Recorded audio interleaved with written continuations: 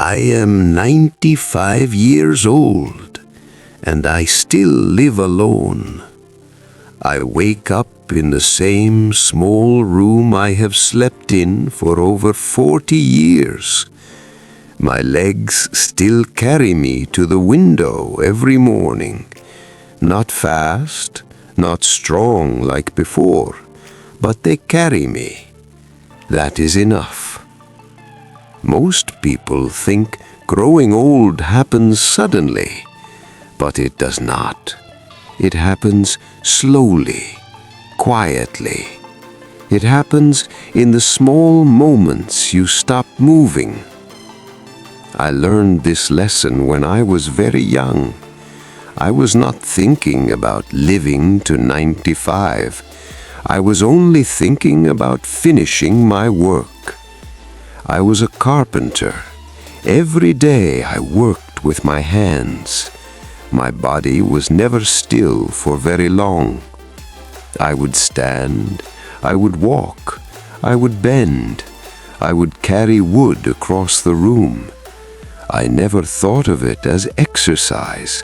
It was simply how I lived. In those days, there were no fitness programs, no step counters. No one told us to stay active. We simply did not stay still. Even when I rested, I did not rest for too long. I would sit, but only for a few minutes. Then I would stand again, sometimes just to look outside, sometimes for no reason at all. I did not know it then, but those small moments saved my body. Many of my friends were stronger than me. Some were bigger, some were faster, but they liked to sit. They would sit and talk, sit and watch, sit and wait. Year after year, slowly their bodies became quieter. Their legs became weaker. Not because they were old, but because they stopped using them. The body listens to what you ask of it. If you ask it to sit, it learns to sit. If you ask it to move, it learns to live. Even now, at 95, I follow the same habit. After I eat, I do not remain seated. I stand up. I walk across the room. I look out the window. I walk to the door. Sometimes I step outside. Not far, not fast, just enough to remind my body it is still needed. Movement is not something I do. It is something I never stopped doing. Many people believe strength comes from effort, but I believe strength comes from continuity. The body forgets quickly. If you sit for too long, it begins to believe its work is finished. And when the body believes its work is finished, it begins to rest permanently. I have seen this happen many times, not suddenly, but slowly.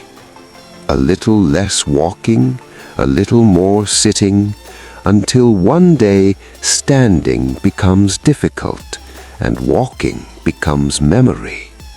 I did not want that life, so I never allowed stillness to become my habit. Even now I stand many times each day, not because I must, but because I can, and because I am grateful. When I stand, I feel alive. When I walk, I feel present. When I move, I remind my body we are still here. Some days my steps are small, some days they are slower, but I continue, because stopping completely is something I do not want to teach my body. Longevity is not built in one day. It is built in thousands of small decisions. Stand instead of sit. walk instead of wait, move instead of remain. These choices seem small, but they shape the future quietly. At 95, I do not think about living forever. I only think about living today. And today, I will stand again. I will walk again. And my body will remember. Not because I forced it, but because I never abandoned it. Take care of your body gently. Keep it in motion, and it may carry you farther than you expect. I am 95 years old, and I am still standing.